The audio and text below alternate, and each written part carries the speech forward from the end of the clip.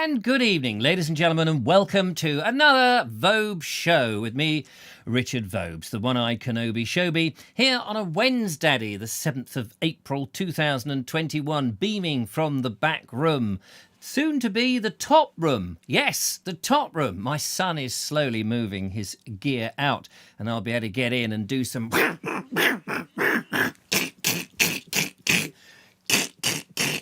do not disturb signs. Please, no shows in this room type thing. Yes, from the back room of a terraced house in Worthing at the foot of the South Downs and the edge of the English Channel, this show is beaming, smiling all the way to you, wherever you happen to be, on a tablet, on a big, full-size 452-inch screen, or whether you're on a postage stamp sitting on a bus heading back to Norwood. I don't care, as long as I reach you loud and clear. Am I reaching you loud and clear, ladies and gentlemen? I do hope so. Out there in the Vobosphere are lovely, lovely people. In here is just me and little old Eric. You all right down there, Eric? That's right, sir. I'm all right here, sir. Everything's stickety-boo. The valves are all simmering nicely, sir. Oh, good. The valves are simmering nicely. That's the first time they've ever simmered in their life. But anyway, lovely Julia not on today's show. She'll hopefully be back remotely on her new fancy dancy mancy headphones. If you're allowed to have fancy mancy dancy headphones, she has got them in a lovely purpley lilac. If lilac comes in a different colour, please let me know. Answers on a postcard, send them to the Vobie One-Eyed Kenobi, the show in Worthing, here, soon to be moved up there. And when I say up there, I don't mean I don't mean that up there. Of course I don't mean up there. I have lots of my life to live yet, at least another 30 minutes.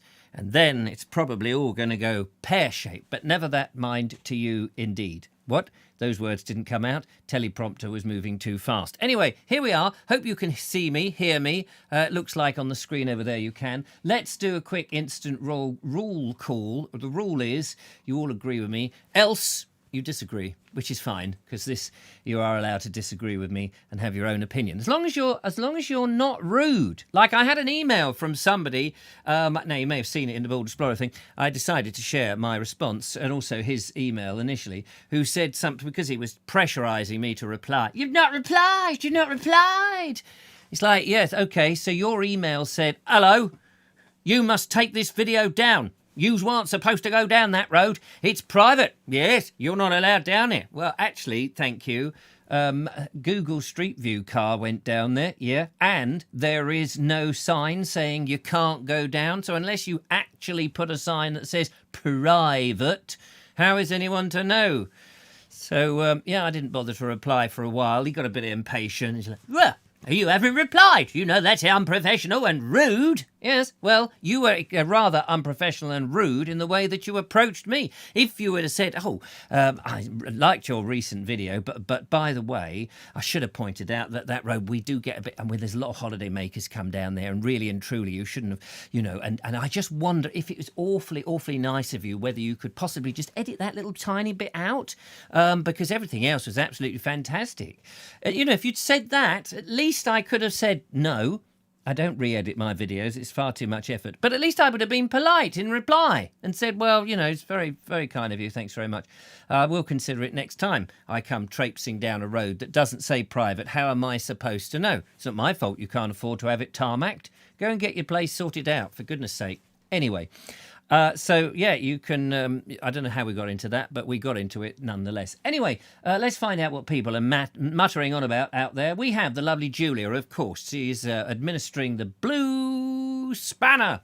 And no doubt Judith is out there as well. So lovely to see you both. These are the absolute doyens. Is that a good word, doyens? They are the angels. They are the Vobes angels. The the Vobes Violets. Sorry, I'm just trying to think of a alliteration with V. What could they be? The Vobes. They can't be virgins. The Vobes. Very very nice people.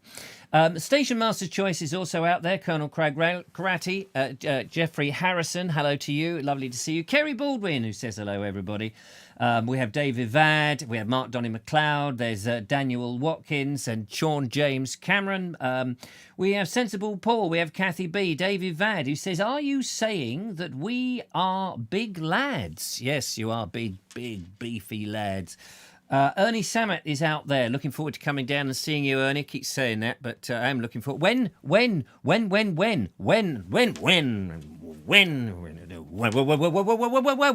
will you have had your renovations finished? That's what I want to know. Let me know.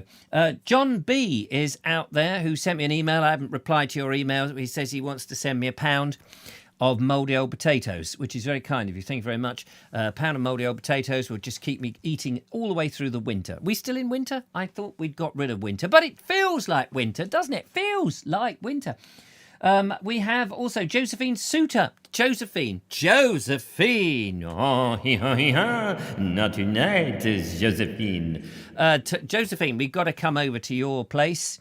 Got to come over to your place and have some of those lovely beef burgers, some of that wonderful pies that you sell, some of the lovely mince and some chops. Do you know I haven't bought sausages or pork chops from a supermarket or anywhere apart from the last time I bought them from your lovely establishment, because I just don't trust them anymore. And I know the lovely Mark Donny McLeod gave us a lovely rendition about how the poor animals at a certain supermarket near me are put to sleep in a very sort of, we suck out the oxygen and make you asphyxiate type of way, which is nice. And it's just the way I would like to go. I'm sure I will when I get the old COVIDs one day. But I'm still not happy about the life cycle of these animals who give their flesh to us humanoids. So I only want to try and eat them if they've been brought up more properly, and I trust the likes of people like Josephine. Josephine, if you just had a sex change, please don't do that. Josephine, rather, because they're proper butchers, and they have a butcher's at the meat before it's delivered to them, and they know whether it's good, bad, or indifferent.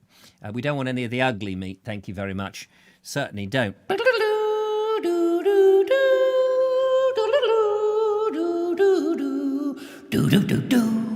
Yeah. So a bit of good, bad and ugly there. Who else have we got there on the list of things? We've got Glyn Horton. Hello to you. Nice to see you. Anna Jones. Lovely to see you, Anna Jones there. Sean Ford. Good to see you, Shawnee. Baby. The two Seans, by the way, are going to be the first off the starting block on the videos, because we didn't play their videos in last time, which is a bit of a shame, and I'm sorry about that. But we had a very interesting conversation with Alan Sandell, which, sounds like some international Hollywood star, doesn't it? The amazing Alan Sandell and the Shoeshine Boys. And Alan comes on, and the Shoeshine Boys polish his shoes in no time whilst he's doing a wonderful hillbilly dance routine, which he's very good at, apparently.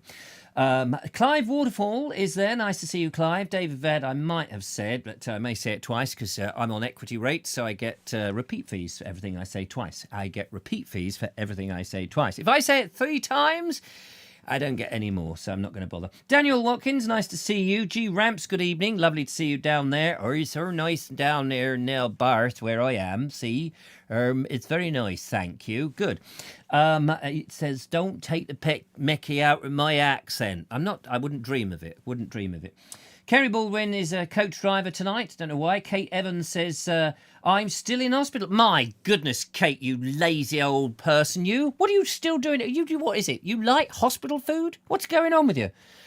I'm not coming out. No, I'm not coming out. It's too nice, people come round. There's all those handsome doctors that come round, apart from that fat one over there. But that most of them are handsome and nice. Yes, hello. Yeah. Oh, no, I'm feeling very ill. Oh, no, just touch me round here again. Oh, no, don't tickle. Your hands are cold. She obviously likes the old hospital food as well.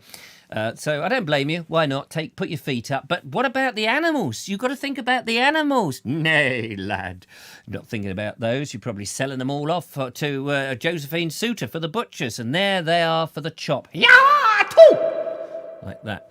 Could be easily done. So maybe I don't want hamster sandwiches with those, what are those hedgehog sausages that you've now started doing? They're all very suspect, if you ask me. Robert Croser is there. Always nice to see Robert Croser. Rami Boo, Lisa in America. It's good to have you there. I hope you're doing well. And maybe you've just been in touch with another 400 different ancestors from Great Britain, all with different castles, which I hope so. I must get your teapot out, actually. Very English, very English. Maybe I'll try and remember it in the break. Not that we have a break, but I have a break whilst you're watching a video. Yes, I go to some little tea dances and I go playing bingo with the old ladies. Very nice. Ron Langley says Eric's freezing down there. Blummy is, actually. He is. I put him in a cool box to keep him warm. Stephen Agger, nice to see you there. Good down there. Stephen Agger's been on the prowl in Worthing with a dagger. It's Stephen Agger with a dagger. Yeah, but watch him. Dagger Man. It's always good to have him standing by. He is actually my paid bodyguard. You may not realise it, but wherever I go, he's shadowing me, making sure. And if anybody comes up, he's there. Like that. That is his my marvellous role in life. Andrew Norris, he says he's a wise owl tonight. Twit-hoo, me no. Twit-hoo, me no. See, every time I say things, I get extra repeat fees. I never actually had the check for these repeat fees. Let me repeat that. I've never actually had the check, but I'm hoping, always hopeful, that it might come. Bonnie H says, I've eaten guinea pigs. Well, there you are. There's always someone, isn't there? Somebody who comes in and breaks the party up. There we're all having a nice little time and talking about furry creatures, and you're having champagne over there and you're having Shiraz over there, and Shiraz doesn't mind because she quite fancies you. And then somebody like Bonnie comes in and goes, I've had guinea pigs, I've eaten them. And everybody looks in horror. And there is silence, so much silence that you could hear a man with tinnitus ringing his earlobes. Yes. Oh, you've eaten guinea pigs? You? How? What? No. Please stop it. Do not eat them again. They are not for the eating. Next you'll be saying you'll come over to Worthing and eat all the cats. We can't have that. Meow. No. No, definitely not. Anyway, what else have we got over here? Sean James Cameron, I think Me and My Shadow. Me and My Shadow. Something, something, Dingley Dell. Yes. What else have we got? Robert Croser. He's had the blue Smarties again. He certainly has. They're very nice. And Terry Banton, nice to see you. How many Easter buns did you consume? None. Do you know I had none? Nobody. I was hoping that Bonnie was going to send the mouldy old one in the post. Never got it. Never got it. John B says, I didn't get where I am today by being on the prow. Oh, what were you, on the stern? David Vad says, nice one, Sean. Robert Croser says, you know who it is. I can't remember. Steve Baker. Hello, Steve Baker. Waiting for that big bag of licorice to arrive, but as ever, still hasn't arrived. I don't know what you have to do to get a big bag of free licorice here in this world. Put your, do your heart out every Monday, Wednesday and Friday. Could have been promoting the shop again, but not likely. Sean Ford says, indeedy, ahaha. I think that is a different language.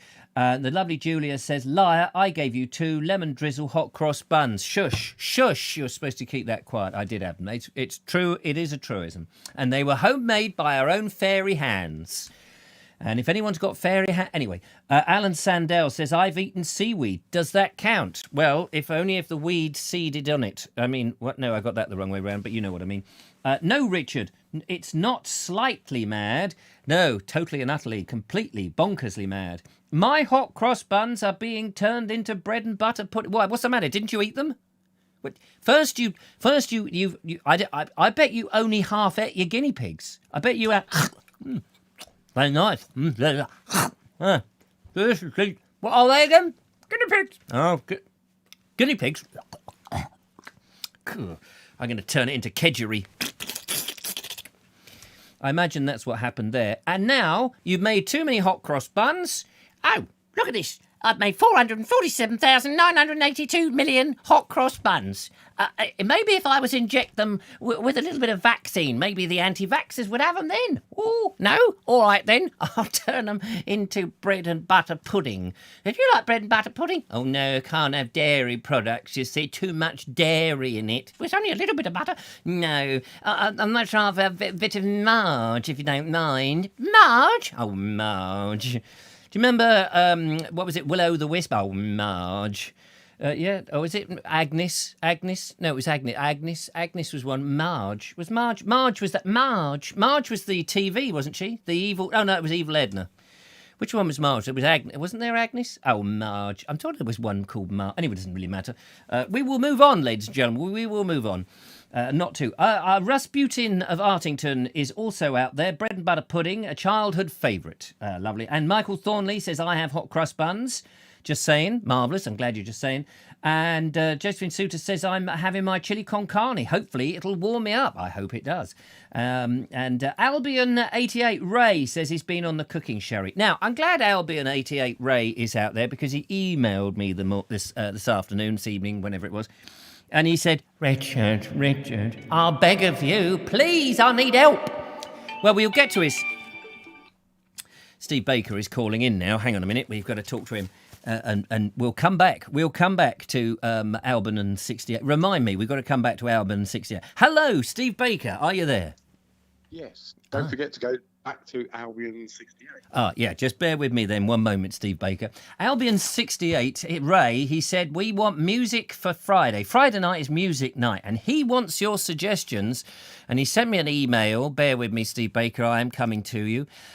He sent me this email. Can't find the sodding thing now. Where is it? Here we are. Help, and he says, could we have some suggestions, please? Songs from either The Police, a Shadows medley, a County medley, a Beatles ballad, Stevie Wonder, question mark, I think people have heard of him, and a Red River Rock. Never heard of Red River Rock. So if you would like to talk amongst yourselves, and Ray will pick up something, and Friday, we will have Friday night is music night with the Mike Sam Singers. Meanwhile, back to Excellent. Steve Baker. Hello, Steve. Excellent. Roxanne from The Police. Roxanne from The Police. There we are. Roxanne. I don't know the rest. How does the rest go? You don't have to put out the red light. Those days are over. Could you give us it? Could you give us it in a bit of a tune? No. That's not going to happen tonight. That's not going to happen. I want to take you to task. Yeah, take me to task, mate. Take me to task. I'm going to take you to task. Yeah, take because the licorice is coming. The licorice is coming. Oh. The guys are busy getting the shop ready. Yep. And your invite is going to wend its way to you.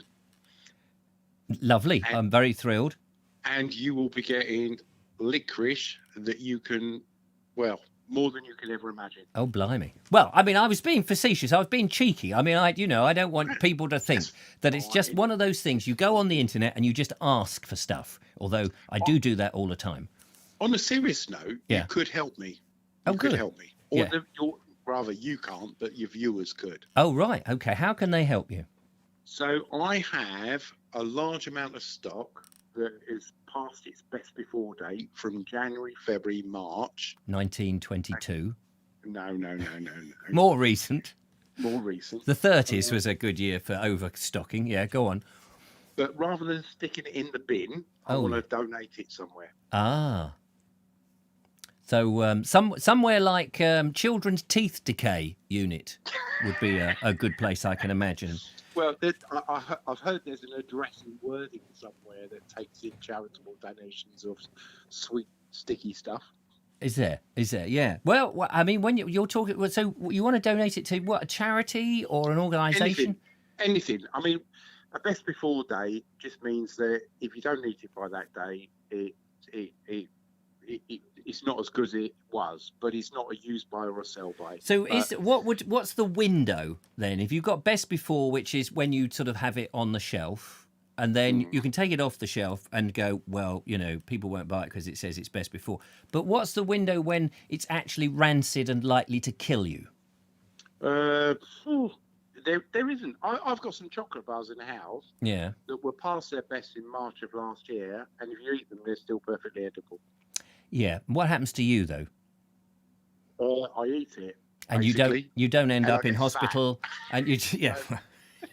You get fat. Actually, you're not fat. You see, when I saw you on the camera the other day and you popped on, Oh, I that was was I was hilarious, expecting a wasn't big it? rotund. Did you have a stand-in or something? Honestly, that was hilarious. Oh, good. When you beamed one person in, I thought, oh, that's all right. Yeah. Then two, then three, then four. I know. I thought the whole world was coming. What was that TV series where they had like people up on different boxes? Wasn't that Celebrity Squares? Something like that, yeah. Well, I felt like I was on that. Yeah. Well, you were in international fame. People from down under were getting their knives ready to chop into you. I walked around Bognor last week and people were just asking me for autographs. Were they? They said, you've been on the Vobes show, haven't you? I said, yeah. Yeah. Can you tell? Yeah. That can happen. That can happen. I mean, I went out yesterday and 2 people recognised me. And they said, you've been on the Vogue show, haven't you? I said, you're that Eric bloke, aren't you? I said, no, I'm the main host. No, mate. No. The main host is much more attractive. She's got purple hair and stuff. But you're that funny bloke that they wheel out if they need a moment of levity or something. I said, no, thanks. So just going back to a whole bunch of sweets. Yes. If there's anyone out there... There's nobody out there. Knows of a charity that would like all of those sweets. What quantity are we talking about? There's about £4,800 worth of stock. So what, like a pallet load? Yes. My goodness. So so individuals, they'll never get through it, and it would be a shame to waste it on individuals, especially members of my audience. They'd be, I don't want them to get unhealthy. Although, a few licorice bars this way would be lovely. However, yes, so there must be... So, audience, this is a serious thing. Can you think of a charity or organisation that is not... Now, please don't think of... Now, I'm not going to... The people are going to call me racist now. I don't care. I was at an exhibition. Once for the confectioners exhibition, long time ago at...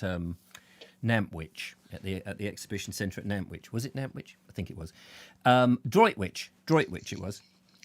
And I was working for Kit Kat, Nestle. I was working for Nestle, and I had a giant Kit Kat which I made up, and I was miming to it, walking around. They'd brought out a new Kit Kat. It was the first time they brought out the Kit Kat ice cream. And they were promoting this, and I'd built one, and I was walking around it doing a bit of mime, making it sort of stick in space and then start pulling me along and things like that. Anyway, at the end of this 3-day exhibition, there was quite a lot of stock left over. And on the last day, certain nationality, I've got to be careful how I say this, who have shops, little shops on the corners of streets... Got to be careful how I say this. Know where you're going. Were coming in their droves and taking all this stock, and they were sending in their kids, of which they seemed to have 4 or 5 or 6 or 7 of these kids who would come in and take about 8 chocolate bars and what have you. The company was okay because they were just keen to get shot of it. But they said, don't give them to them until the afternoon, because they will just wipe you clean. And I said, oh. They said, the thing is, none of those kids will eat it. They will take them and sell them. And these were experienced exhibitions. Now, I don't want anyone to call me... Well, you can call me whatever you like. Call me on a Tuesday if you wish. Better call me on a Wednesday, because that's the show we're doing. But the point was that a lot of these people, they just took all this and they sold it. Very enterprising, you might say. So, but what I'm thinking is, with your thing, you don't want anybody to be selling them. No. No. It's definitely for charity. So, just to give you an idea, last year when we had the lockdown before, I had half a pallet of Easter stock. I rang Worthing Hospital, and they said, "Oh no, we've had so much chocolate, we just can't cope with anymore." Oh right. But somebody just made a comment actually. I think it was Josephine Suter. She said St Barnabas Worthing or Chestnut Tree House, and that's a great call. So yeah, I just saw that myself. Yeah, I may well follow that up. So thank you for that, Josephine. Turning tides is what Linda Kane says, but not sure they want a pallet of the stuff. Well, we could split it. We could split it up over two Yeah. or three, couldn't we? Really, it's just that, to be honest with you, the stuff is very edible. It's still okay. And why would you want to put it in a bin? Yeah, Just exactly. Well, it's a wastage, isn't it? consequence of It that. is wastage, and we waste so much. And if it can, if it can, I mean, there must be also, I don't know whether we have them locally, but these, what do you call them? These places where people who can't afford to buy any food and they go to Banks. food banks. Food There must be banks, food banks. Brighton's probably full of them. Yeah, I gave all the Easter stuff to the Trussell Trust, is it? Trussell Trust, that's it. Right. That's a food bank. That's a food, yeah. Yeah. Otherwise, of course, there's always the clubs, and not that they're meeting anymore. I was just thinking, when I used to be a member of the old Cine Club, you'd always have the raffle, and there'd always be, a load of old crap at the raffle, and they still wanted to get a quid out of you. Well, back in those days, it was probably a shilling, you would get this thing, and you never won, and then it would just be this LP of Frank Bruno's greatest hits. Not Frank Bruno. I want to tell you a story. Who's that bloke? Frank Bruno did a bit of that. Hello, one two story. Yeah, different type of story. It would be Henry Cooper's best aftershave moments in the ring. Yeah. Anyway, Perry Como is what I was thinking of. You get an LP. There'll be an LP of Perry Como's greatest hits, and of course you thought, oh yes, I covet that. I must have it. Must. But they were the days when people knew who Perry Como was. Now it's just Perry Comover. Who was the guy that sat with a large jumper in a rocking chair every Saturday night? A large what? Ronnie Corbett. No. There was a guy who used to sit with a large jumper. Oh, Val on a rocking Doonican. chair. Yes, it. Val Doonican. That's it. And he would he play something or just sing? I can't remember.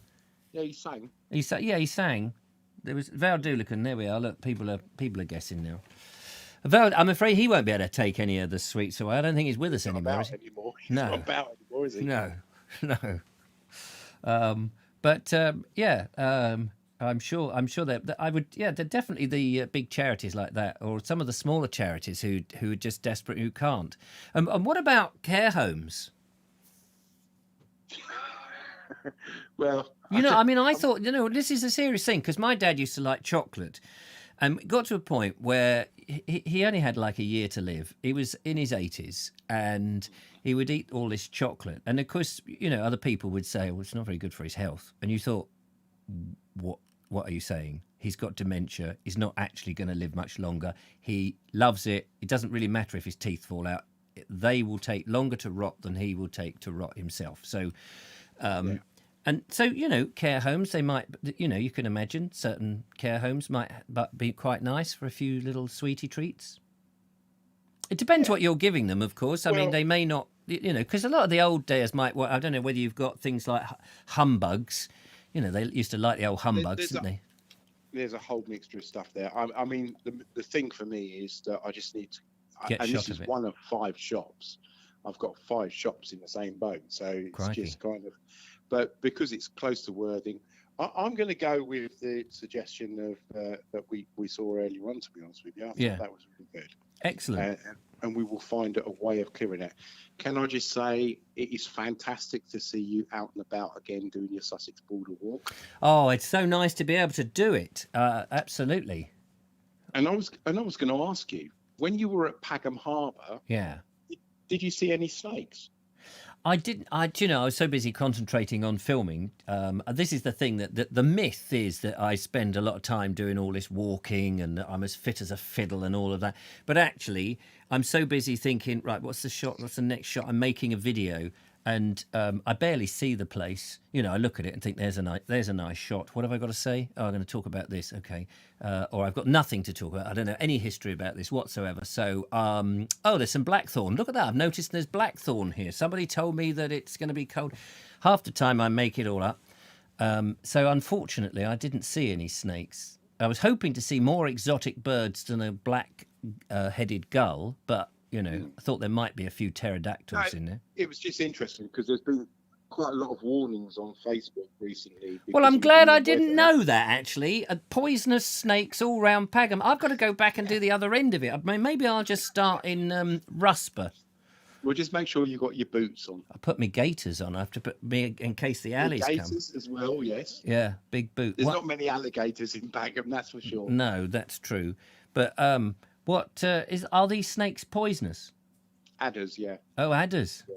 Cool. But as a grown adult, Yeah, which I think you possibly are by now. just qualify. Yeah. I've got my cycling proficiency badge. Have you? Yeah. Oh. It would just make you mildly ill. If you were a child, it would probably make you a bit more poorly. But there was loads of warnings because the weather suddenly changed. It started getting nice and warm, and all the adders were coming out. So what you're saying is go when it's miserable weather. Yeah. You don't want to meet a snake. No. Is it only that area in that grassy, wetty climate? Well, I mean, they are quite prevalent in Sussex, but... Are they all round Selsey Bill? Pagham Harbour. Well, no, Selsey Bill, you've got more lifeboats there, haven't you, really? You don't see that many adders on a lifeboat.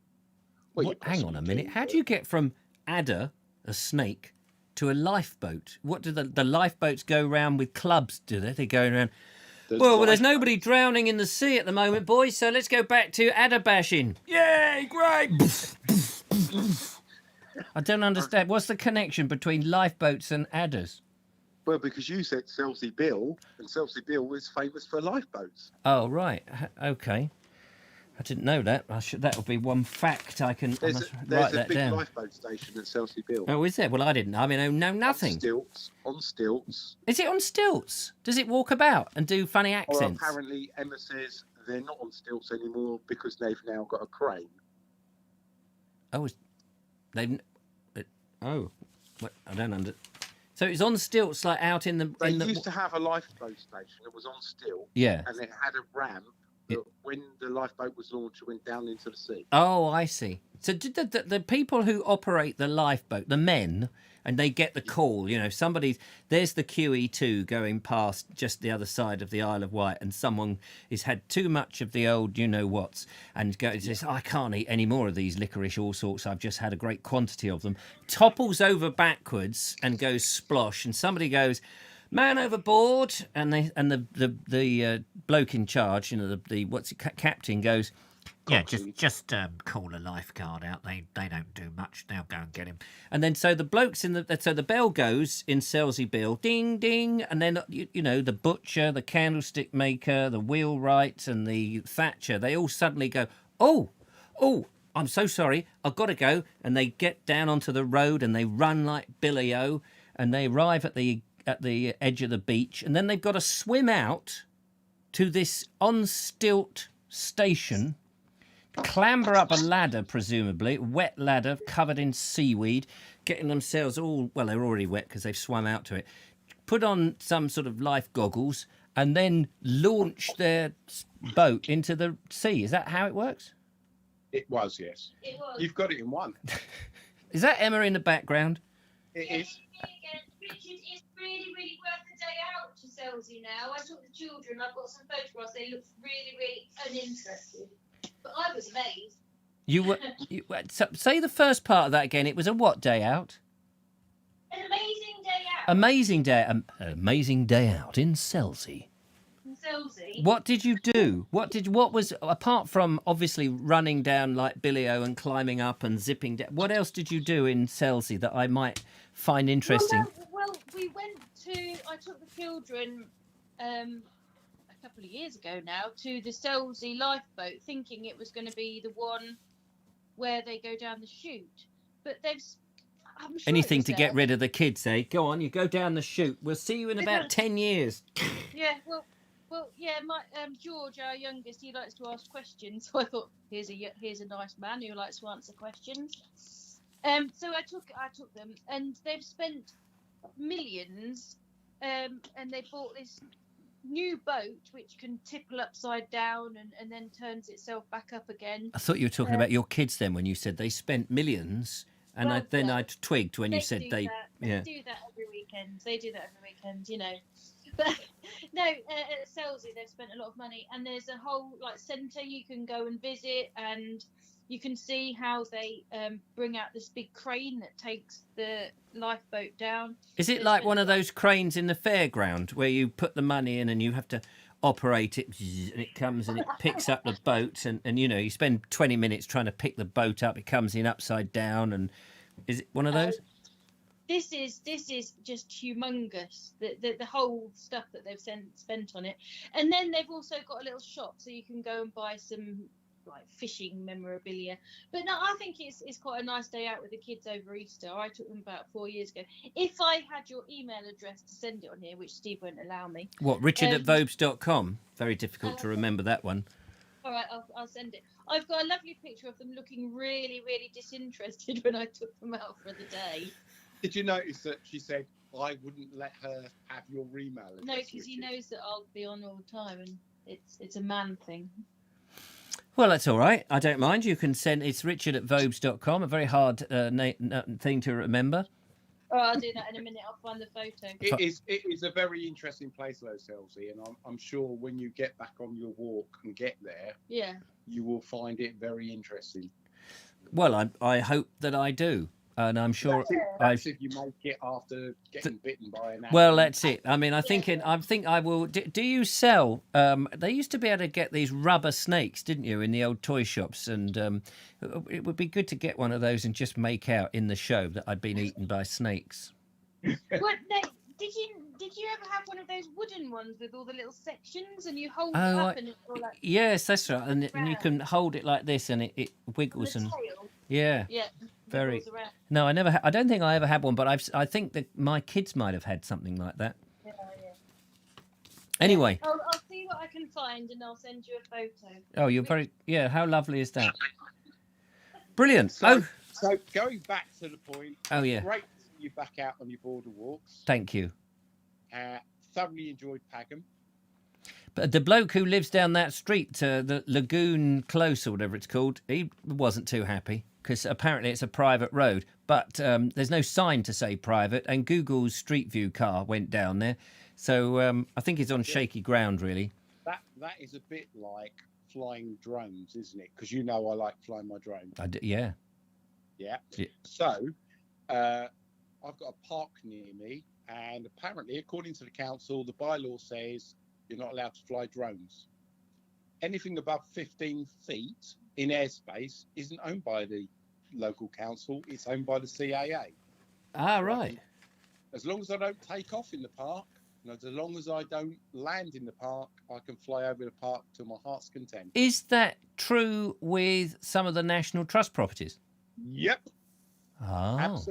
Absolutely. And it's caused a lot of consternation because... Does it mean 15 feet above the top of a house?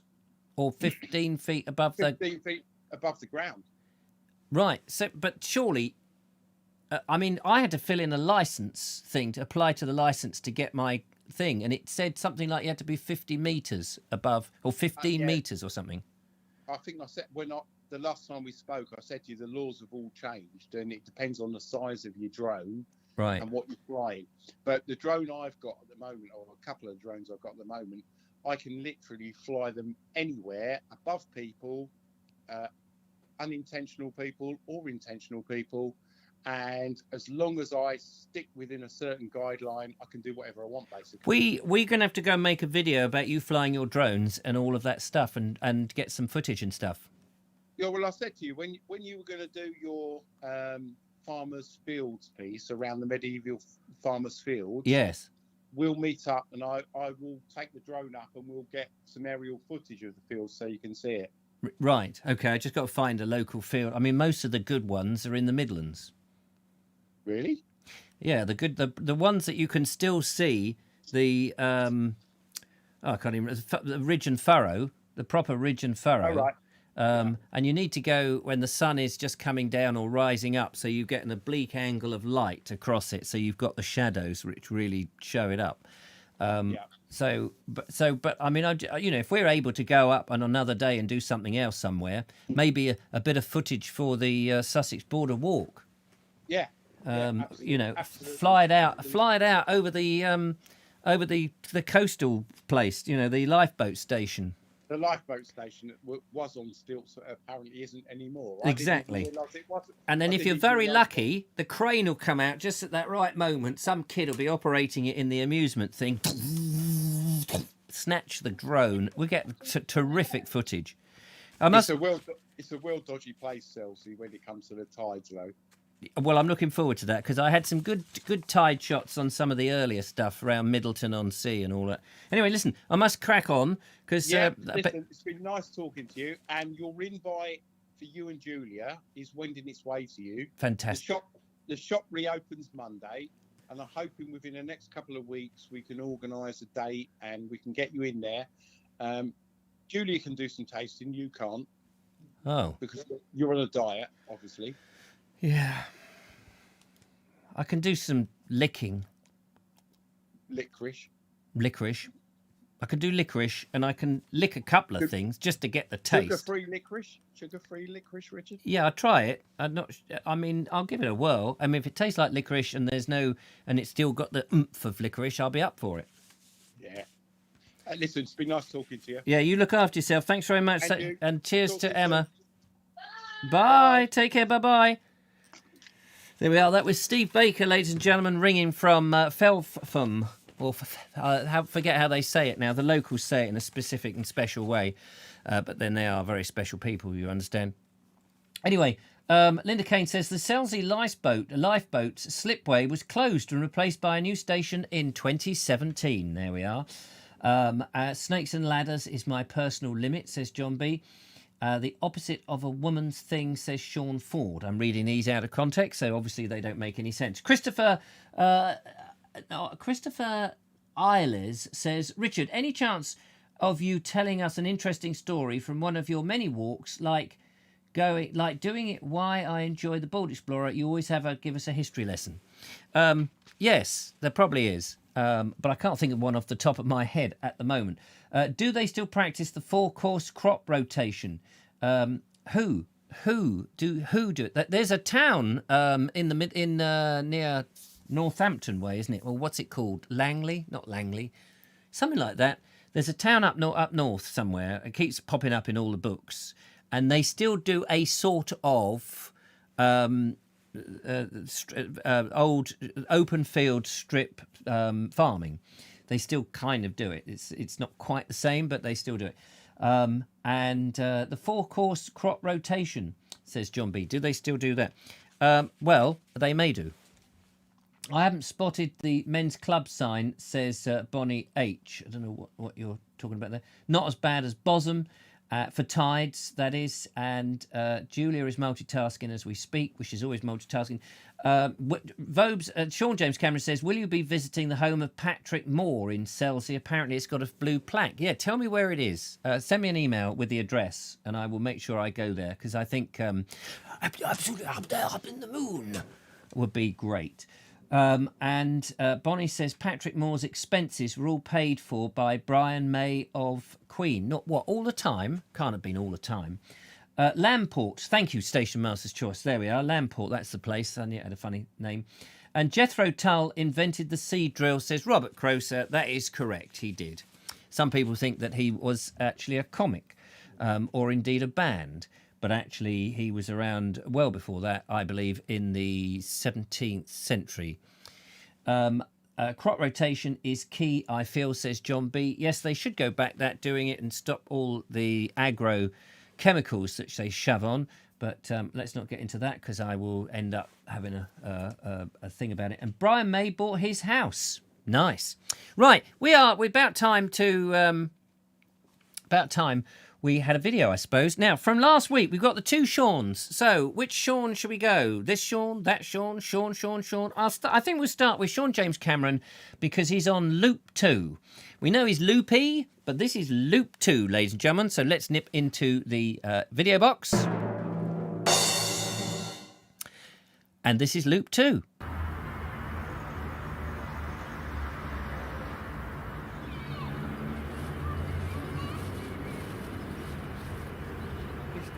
Now these boats here are rubbish barges, and you see them going up and down central London sometimes, and they collect rubbish all along the Thames. The only part of the London Loop that isn't actually connected is the start and the end. So I'm in Erith, and across there, the Thames, that's about half a mile. Across on the other side is Purfleet, and that is where I will end up if I get to complete this London Loop. So this is the only section that you can't walk, and that, even though it looks nice and green, is actually a rubbish tip. That's where they dump all the rubbish that comes up the Thames, and they put some soil on top and cover it with some grass to make it look beautiful. So I'm going to leave the quiet of the estuary there, and now I'm heading into the high street of Erith.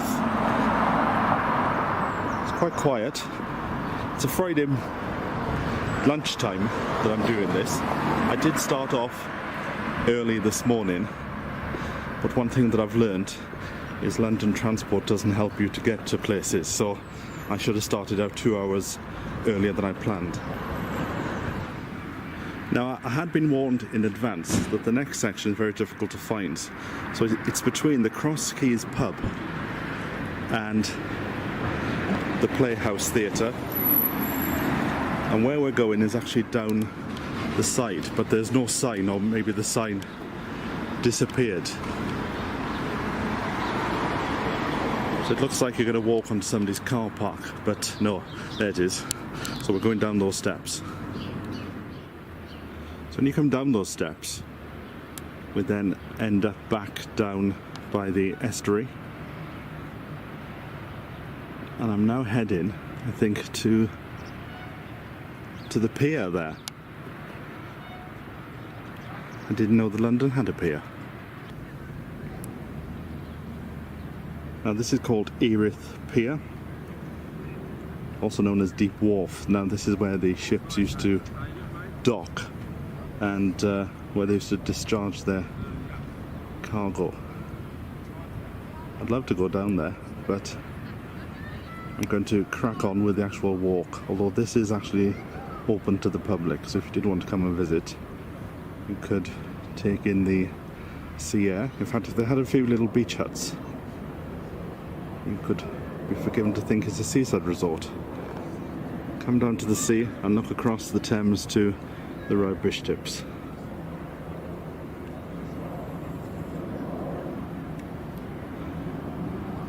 But I'm going to continue the walk and we'll go back into the high street.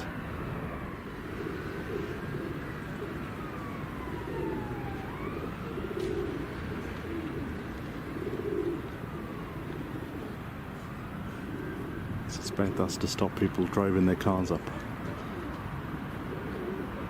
There is a feel that at one time this used to be a really busy place, a hub of activity, but now it's all silent. Just the ghosts remain. Fascinating stuff. Thank you so much, Sean James Cameron, with Loop 2. Apparently, he's got enough of these loops, these episodes rather, of the Loop to go until June, which is fantastic. So we're looking forward to that. Yeah, fascinating place, isn't it? Rivers, of course, have all sorts of history associated with them, all those different things that went on the barges and then moved about. But yeah, that rubbish, that's amazing, isn't it? All that rubbish that's now, it looks so lovely from far away, but you wouldn't want to necessarily dig it up if you were trying to put, I don't know, flowers in or something like that. Anyway, there we go. Thank you, Sean. Sorry we didn't get down to looking at your video last week, on Monday's show when you sent it in, but do send in the next one as and when. Look forward to that. What else have we got over here? Christopher says, my surname is like the British Isles. Oh, thank you very much. There we are. I suppose it's because it's a small I that you used, which confused me.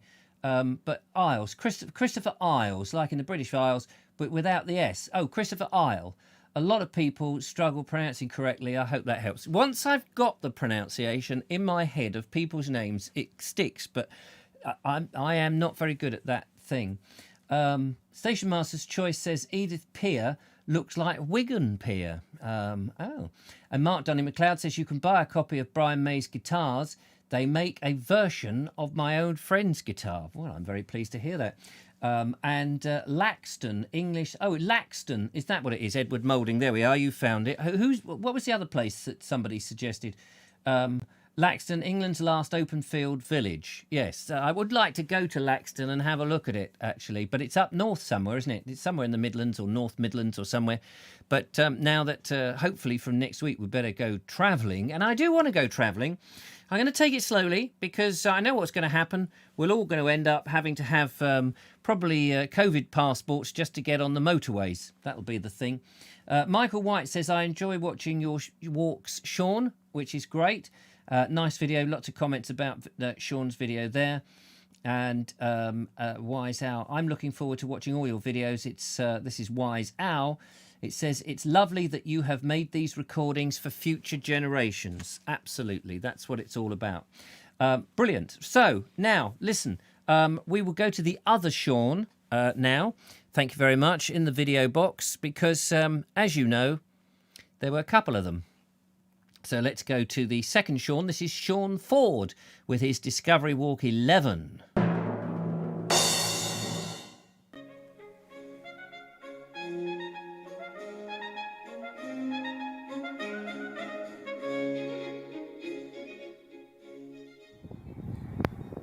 Hello friends and welcome to Discovery Walk number 11. Today I'm heading off to Filsham Reed Beds, which is about a mile over there, which is on the end of Coombe Valley Park, which is where I've been out many a time. I was out here recently at the spring equinox watching the sunrise first thing in the morning. So I'm going to head along there and look out for, it's early spring, it's the 2nd of April 2021. So there might be some dragonflies about, there might be some warblers, you don't know. It's a bit chilly today, but the sun's starting to break through when he can, so let's just get on with it.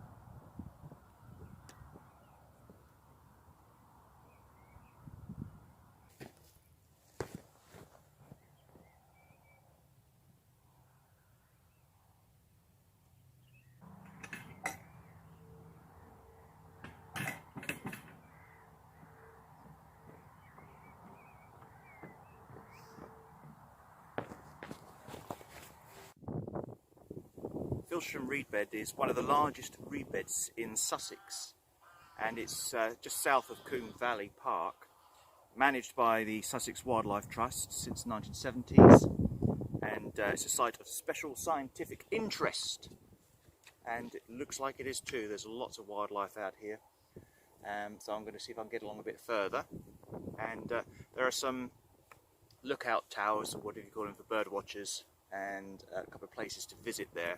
So let's see if I can find a route to get there.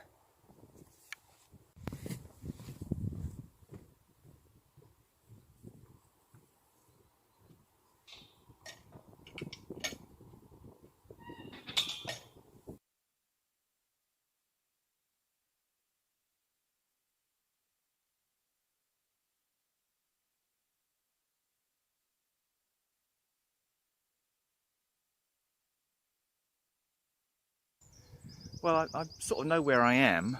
I mean, I know where I am on a large scale, but not precisely where I am. So, absolutely beautiful out here, though. I'm glad I got lost. I mean, that's what Discovery Walk's all about, isn't it? To discover something, and I have. Oh, I have.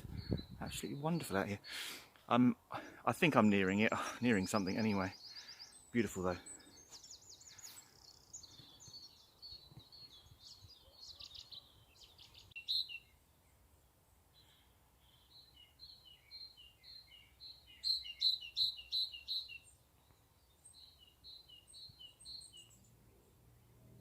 Two birds chatting to each other.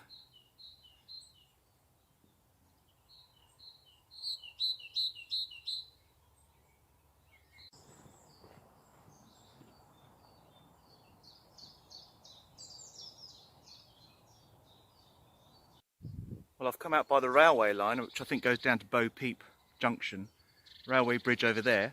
So if I just head down there now, there's some houses, so I've come a long way round, like I usually do. If I go down there, that's where I should find the bird lookout tower.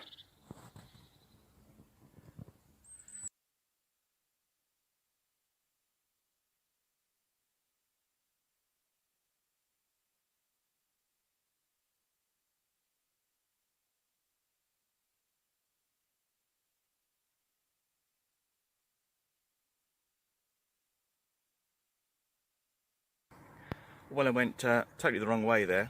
I ended up bypassing the whole thing. Here it is. There's Filsham reed bed. I ended up going all the way along here. There's a railway line.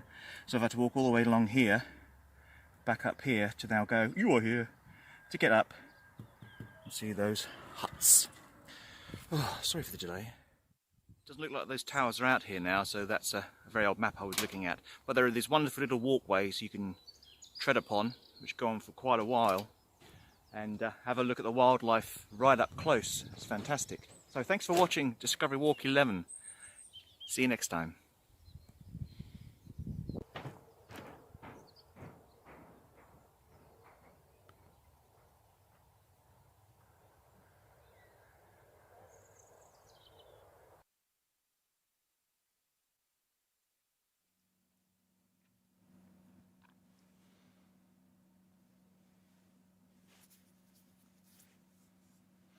Well, that was fascinating. Thank you so much, Sean. Lovely to see the walkway at the end there.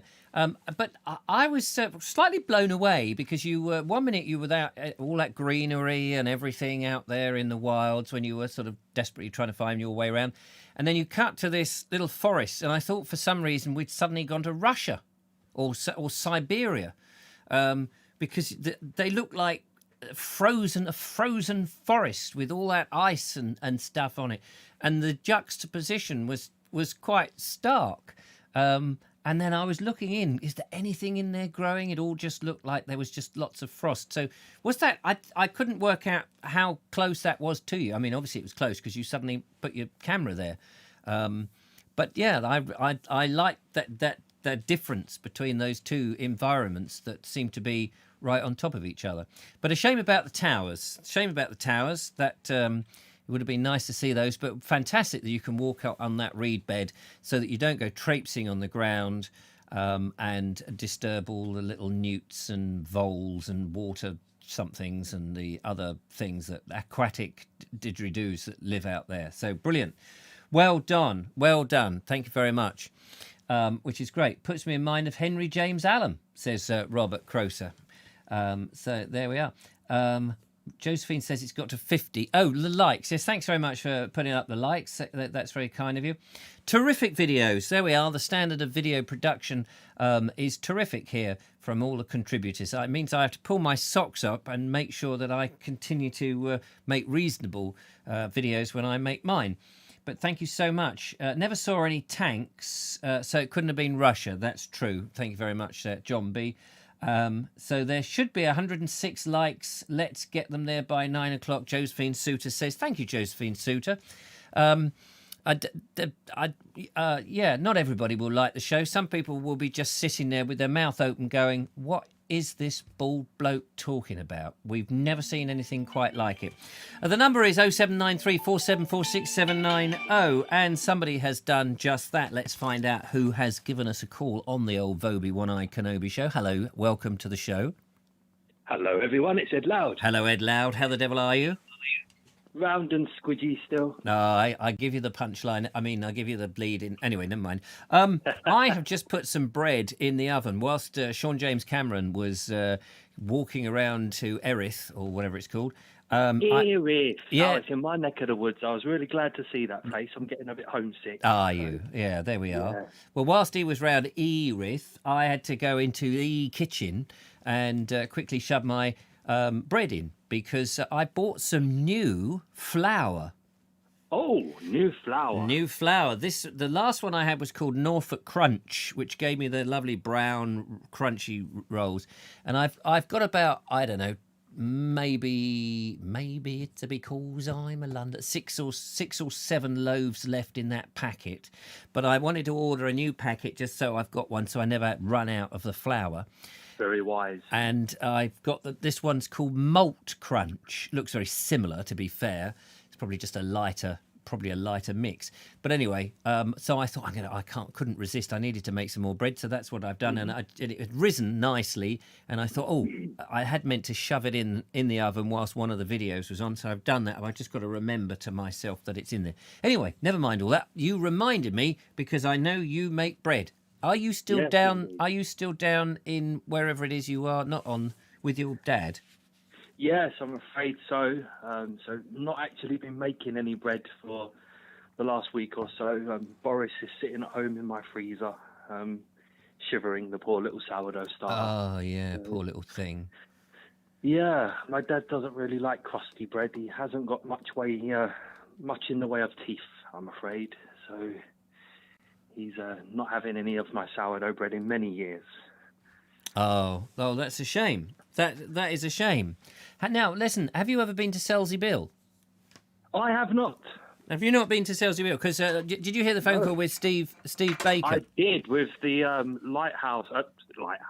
lifeboat.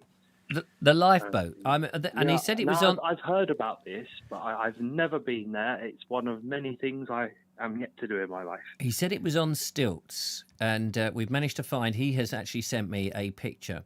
Or maybe it was Emma who sent the picture, but I'm showing it on the screen. There may be a delay, you may not be able to see it, but I'm just showing everybody else what the last one was, and there it was nothing like I imagined.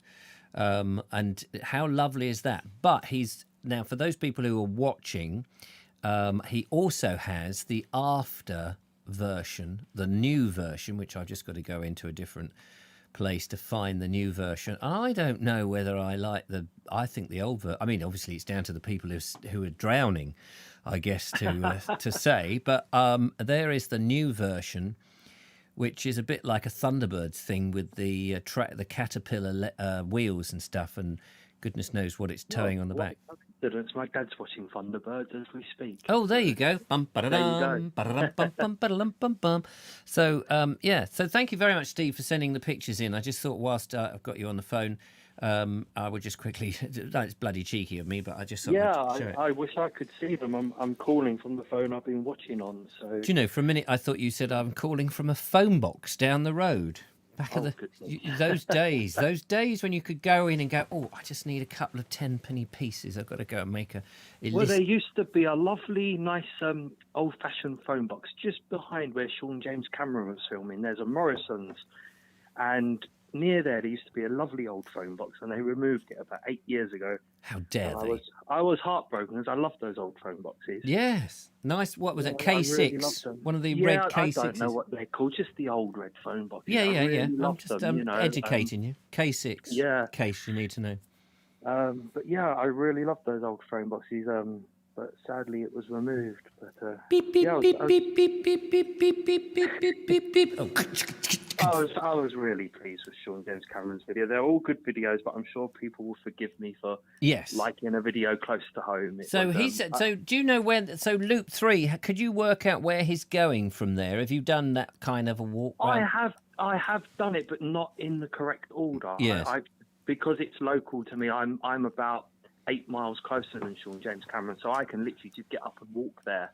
Oh, I see, yeah. In a day with my granddad. So me and him used to just walk along all the way there. We sometimes start at my aunt's house and walk through Erith, then go to Thamesmead and sort of finish up maybe in Woolwich, and then head back home. So it's interesting. It's interesting. I mean, I think it's lovely to have a walk like the Thames Loop or the Sussex Border Walk. You've got a circular walk that you take in stages. There's information that you can find out on the way, and you can relate that. And Sean does it very well. I don't know that I do like research, but I can never bloody remember it. And I don't like having notes in my hand when I do it. I think that just looks wrong. We didn't see Sean's notes, of course. And half the time, I never get enough time to spend the time researching. What I need is somebody to give me 10 facts about the place I'm going, 10 bullet points, so that I can go to each one and just have that all done. You know, it's all very lazy. Yeah, it's all very lazy. Well, you'll find with there's a lot of walks around my area because I'm like just yards away from the Green Chain Walk. I live opposite a patch of woodland. There's lots of parks. And what do you call? Sorry, go on. Yeah, what I tend to do is just go for a walk. I don't follow a particular path. Yes, I know, but I realise it. What's the Green Chain Walk? So it's a similar thing to what Sean's doing, but whereas what Sean's doing goes around in a loop, the Green Chain Walk is not sort of linear. It branches off here and there, and it just kind of snakes all over my area in southeast London. There's several boroughs that it passes through. So I know it goes through Greenwich and bits of Bexley. And the name... I know it... It stretches off into Crystal Palace. I'm sure it's not that far from Sean James Cameron. I'm he sure says he's very well aware of it. He's just said the Green Chain Walk goes past his house. So where does the name come from? What does it refer to, the chain? I think because it's not, as I say, it's not a linear walk, that it branches off left, right and centre. Oh, I see. So I guess people think it's a series of chains, maybe. Oh, right. And the green is what? Because it's countrified? Yeah, I wouldn't say countrified, but definitely very green. There's a lot of parks and open spaces. There's woodland. There are some farms and things like that. There's a farm near me. Yeah, I think when you're in the city and you come across something like that and you go for a 10-mile walk and you barely cross any major roads, it's quite an eye-opener. Whereas maybe if you're in the country on a holiday or you live there, you become kind of numb to it. Yes. And there's a green field, there's a green field, there's a green field, and they're all the same shade of green, all the same crop. So I think sometimes you can see more if you go for a 10-mile walk in the city than you would believe. It's true. I mean, you're absolutely right. When I first started doing the walks, I didn't know, it was a tree.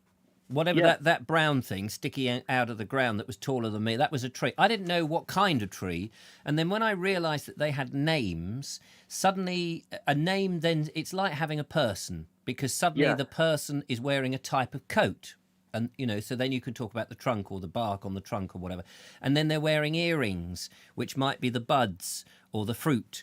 And they're wearing, they've got the leaves, and all the leaves are different. As soon as you've got a name, it's amazing what you then hang on the back of that. And so the country then, for me, came much more alive when you can start identifying things rather than not. And I'm sure it's the same as you go. But I think in many ways it might be easier in the city because you can immediately see things. It might be labelled.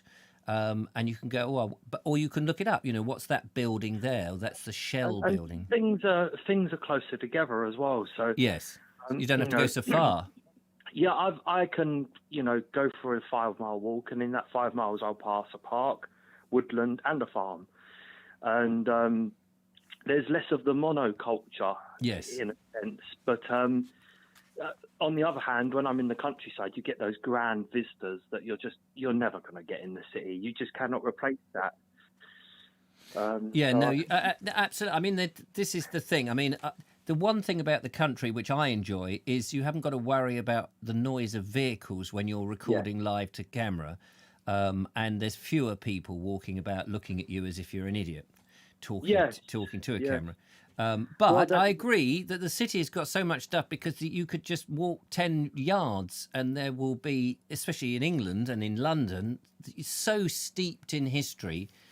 And that's why I think these people who do the London walks and do all that get millions of views as opposed to somebody like me walking in the country and people just go, well, it just looks like he was walking in the country last week, wasn't he? For 7 days and it's the same old crap.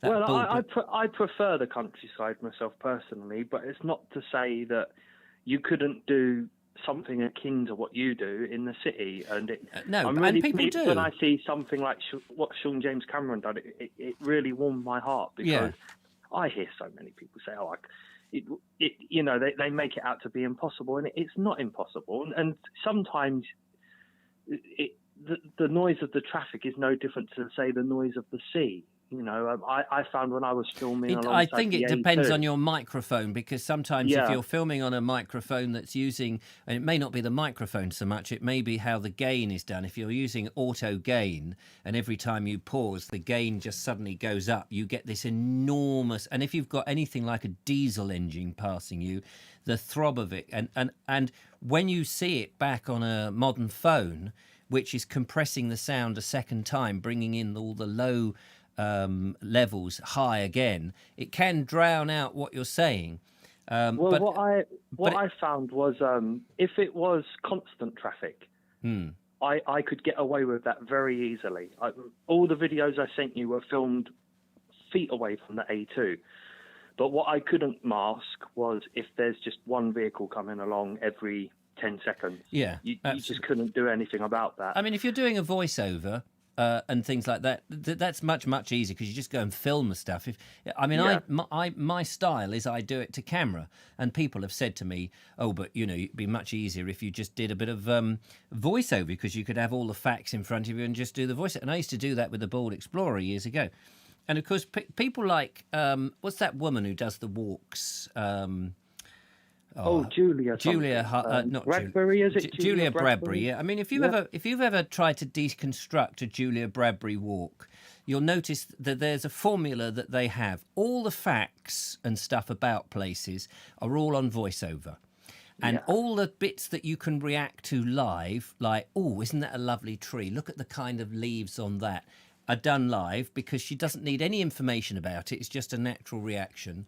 And then on the voiceover, she might say, well, we'll leave the Quercus ilex alone, and we'll now go over to... And so, suddenly some snivelling little researcher has managed to... I don't know why they're snivelling, but they've managed to find... But it's actually a very clever way of working, and I've often thought this is what I should do. And I would do if I wasn't having to do a daily video in which I have such a small window to edit my stuff, because there's like today there was a Naked Englishman this morning.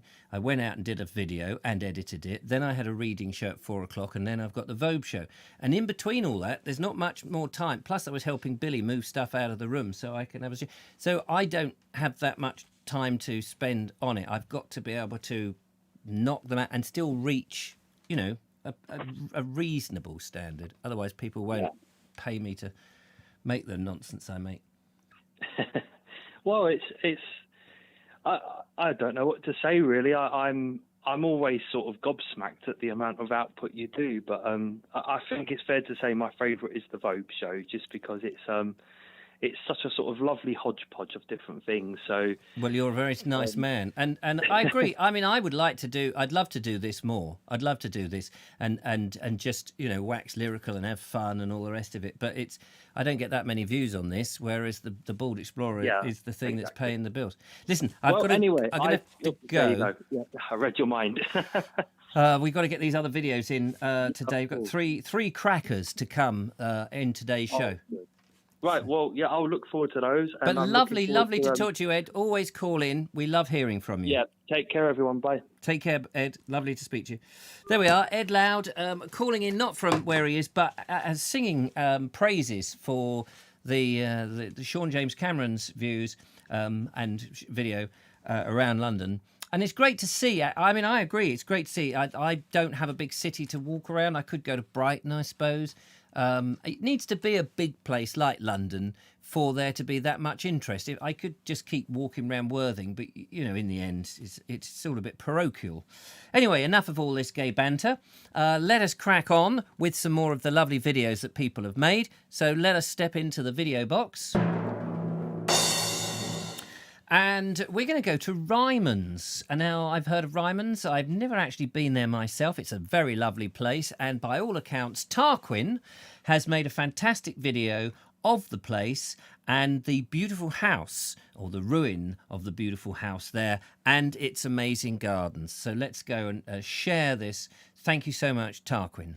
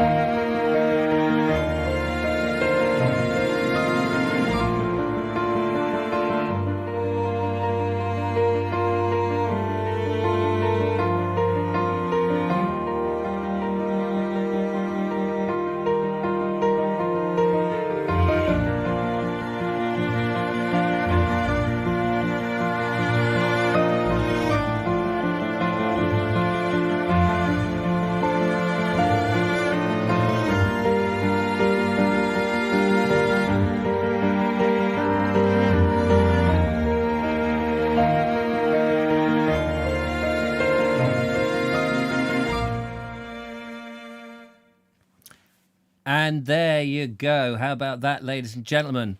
Isn't that fantastic? Superb filming there from viewer Tarquin. Thank you very much. We had a lovely walk, over a year ago now. It was when we met up on the Bald Explorer walk, and we went from the Jack and Jill, I think it was on that one, the Jack and Jill over to the what's the name, Beacon, Ditchlin Beacon it was. And yeah, lovely, absolutely stunning, spellbinding stuff. A lot of people, a lot of praise for that, and clearly went on a terrific day to a terrific location, which wasn't Ryman's the Stationers, as I stupidly had written it down in a bit of a rush here. I can see actually I'd written Nymans, but my N looks like an R here, and I just read it. As one does, you know, when you present something like a show, you can almost just have somebody write any old rubbish and you read it out because you are, in a way, trained to do it. Not that I've been specially trained, but doing this every day is a form of training in its own way. And you just go, oh, yeah, there we are, Rymans. I meant Nymans. I'm so sorry, Tarquin. But what a beautiful video. Thank you so much for sending that in. How terrific that is. Right, we will move on. We've got 2 more videos to go. Don't like to rush them in the last bit, but we've had an interesting show. A bit of nonsense at the beginning, a bit of fun in the middle. We're going to go to 2 things now, and it's just a question of which order I put them in. I think we'll go to complete juxtaposition of this. This one is from our good friend, Station Master's Choice, Herbie. Bernie, I've written Herbie. Again, it's my Bernie. I beg, so sorry. Sometimes when I'm downloading these things, I'm scrawling like a doctor, and now I'm reading it back. It's Bernie. It's Bernie. And he had a few issues with his computer earlier today, thanks to Windows 10, which has been a bit of a nuisance here on this show as well. And he had to sort of put together some version of Windows in order to get to his editing suite, so he tells me. So today's video is somewhat different from the final ones of his Eastbourne trip. So this is something that a place I've been to in Ypres when I went, and I mentioned it the other day, on a field trip with the school. It must have been in something like 1977, 1978 I went. On a trip to Ypres round the Hill 60, Menin Gate, and Hellfire Corner, and there's another place I can never quite bring it to my mind, but I'd recognise it if I saw it. Definitely not Handcross. Oh, sorry, Handcross is where Nymans is. Yes, that's right. That's very true. So let us go back into the video box and Bernie is going to take us to the Menin Gate in Ypres, in Belgium.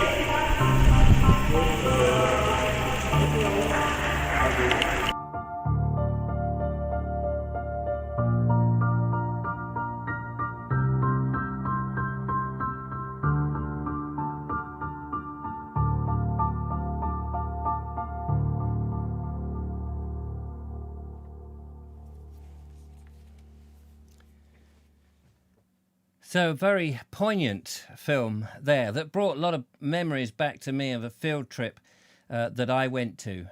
So, thank you very much. So, there we go. Lots of interesting comments about that. And sorry to call you Herbie. Sorry about that, Bernie.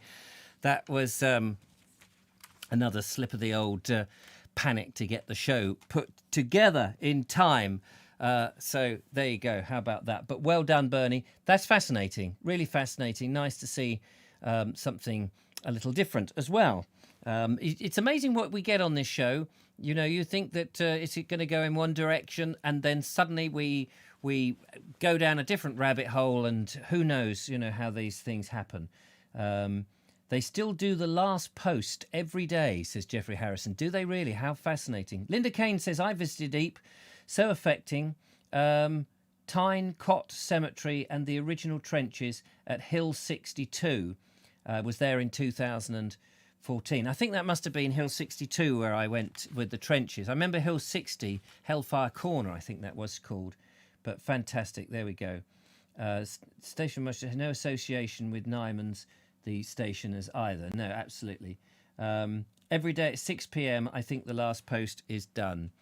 It's marvellous, you know, over 100 years ago, and it's still remembered. And it's so important that we do remember these things, and that, you know, the pointlessness of war, so that we never do it again. Of course, we continually do. But there we are. Now, I went out for a walk yesterday, and I put the video up, and I looked down at the bank of these green things, and I had no idea what they were. If they were in flower, I would have known, but for some reason I just saw the leaves, and I thought, what the hell is it?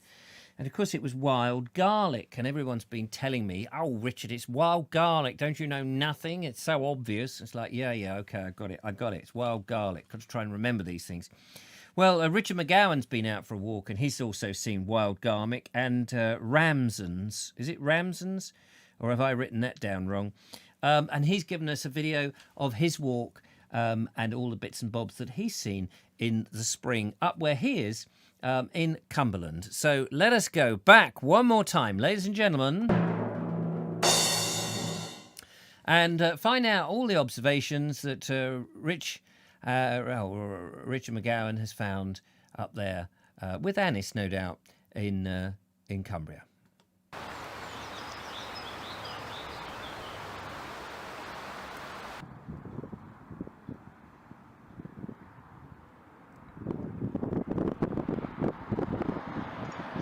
As we set out on the walk, we spotted these two ravens. They seemed to be swooping at another raven that was sitting on the ground. Presumably it strayed into their territory.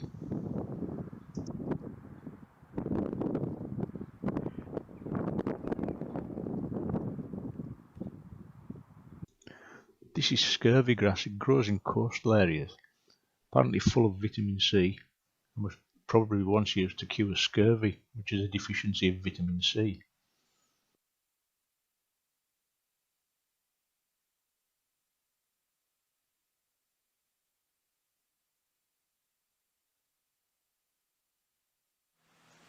Something you always see at this time of year is wild garlic. It carpets the areas in woodlands and beside streams, anywhere where there's a lot of moisture.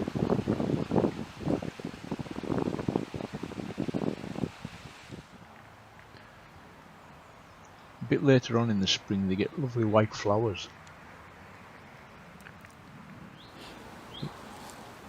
The leaves and the flowers are both edible.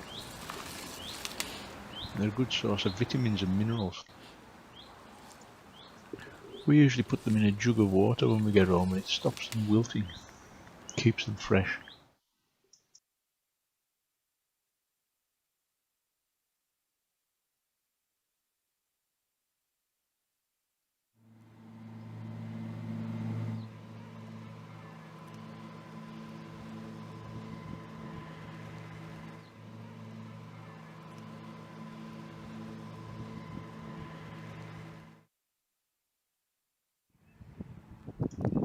Found a few mixed breeds of sheep in this field. The ones that look like Alice Cooper are called Kerry Hills, I think. No idea what that one is.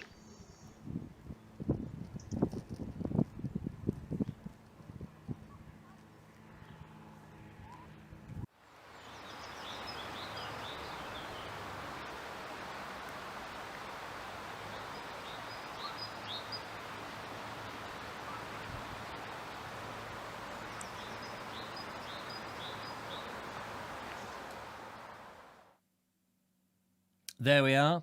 Fantastic. Now I know. And it was great to see those banks covered just the way they were covered on the walk that I did. How marvellous is that? We have another phone call there. Thank you so much, Richard, for that. That was absolutely fascinating. Really enjoyed it. And good to see those other flowers as well. Hello, caller. Welcome to the Vobie One-Eye Kenobi Shobi. Sean from London. I'll be very quick with only 2 minutes left. That's all right. Go ahead for it, Sean. I was just thinking, when I started back in the 90s, a video camera cost £5,000. Yeah. If you wanted to edit, you had to hire an edit suite out a day by about £380. Yeah. Just amazing these days now that everybody can just film, and we've got a program such as this where we've been all over the country in an hour and a half. And it's just amazing to think that 20 years ago, you couldn't have done this. No, absolutely you couldn't have done it. And the quality of that picture, you know, you'd be looking at a Betacam camera for something like £30,000, a mortgage. Yeah.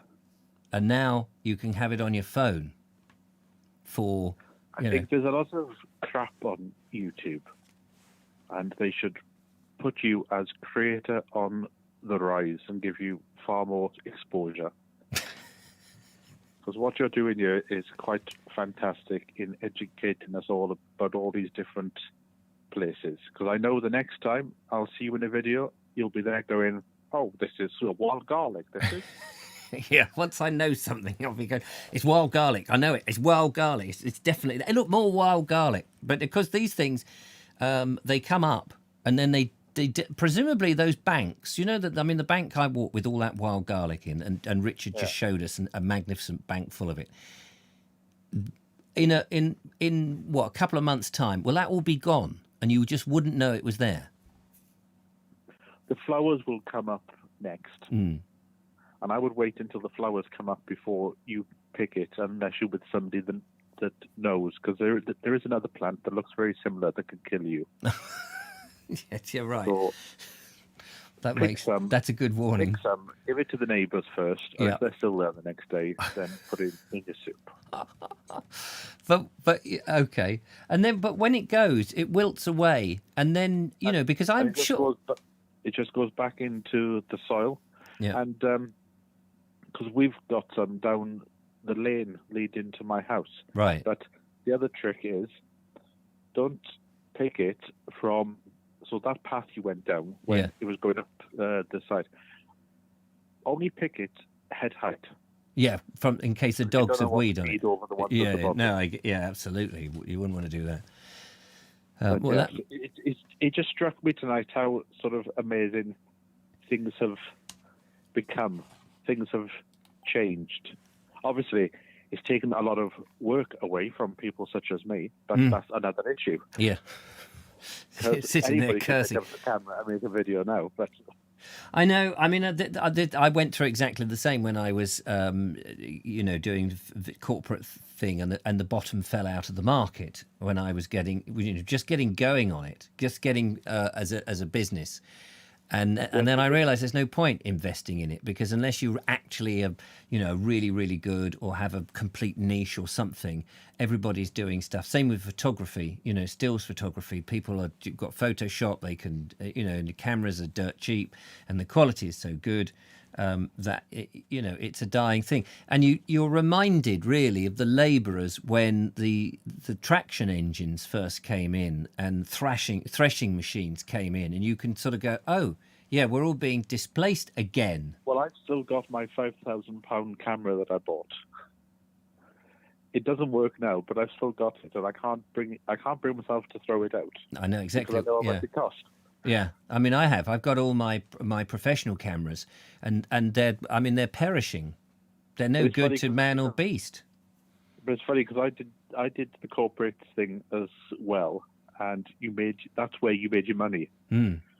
And then you went into TV just because that's where your soul was. You wanted, yeah. That's and then I quickly found you put in a quote. This corporate video is $4,500. And it's like, oh, so and so's son has got a phone, and he's doing video in school. Exactly. So I thought, let's go design through a website. Did that for a few years. Had a check bounce on me. I said, "Oh, what's the issue?" "Oh well, my son's doing web design. Exactly. And he owns a camera." Yeah. All these things are being done. So that ultimately, I think this is where YouTube has got the edge on all these things. It's down to personality. If you've got some sort of personality, you know, you don't need to worry about the technical side of things to a degree now, because most of the cameras do it all for you. You've got to have some sort of personality. I think that's where my personality shines more in the Vobes show, because I can rant and rave and be silly and be unique.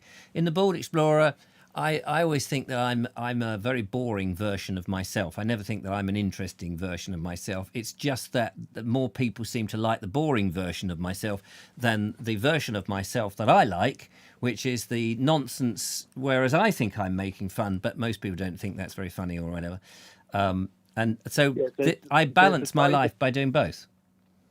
There's a guy that I follow, the Candle guy that you've spoken about. Oh yeah, very good guy. Where he'll have a hobby for 6 months, and it might be a hobby that I'm not into, so I won't bother to watch it because I know it's in 6 months he'll do something else. And that's what I've learned the hard way. I started off with a gardening channel, then I set up 2 or 3 channels, and somebody said, "Look, just put it all onto the same channel because we are tuning in because of the person." Yes. And I did a video once it was the first day of the lockdown, and I walked up into my local street, and I said, "Oh, this is quite strange, but I've got butterflies in my stomach as I'm approaching the street because I don't know what I'm going to see." And it seems to be the more honest you are, the more people engage with you. Maybe I should tell them how much I earn, and they might get even more engaged because it isn't a lot. No, that's right. It's all hard work. You just have to keep doing it. And I think you're right. If you're being honest, and I mean that's why, I consider myself honest, even if I'm being funny and silly. There's a kernel of truth in what I'm trying to say, even though it might be ranty, silly stuff. But at the same time, with the Bald Explorer, I'm very much, here's a bloke who's trying not to pretend that he knows what he's talking. No, let me rephrase that. I always look like I should know what I'm talking about, but then I make as many mistakes in that, say the obvious thing, like, what are these plants? I don't know what they are. And then everyone goes, "Richard, it's wild garlic. Don't you know anything?" Just because I have a tweed jacket on and I speak reasonably, people assume that you know more than you really do. I'm as thick as a plank. I really am. Well, I'll give you a secret that I haven't told anybody. The London Loop is based on a book. So I just carry the book with me. I read it and I go, "Oh, this is interesting." Or sometimes I'll see a sign. Do you ever worry that the author of the book might get in touch and say, "Excuse me"? No, because so many people have done it. And the copyright is only in the words that they use, isn't it? The copyright is only in the words, and the facts are real. Anybody can look up the facts. The facts that you've got them in a book. It's like, thanks very much, mate.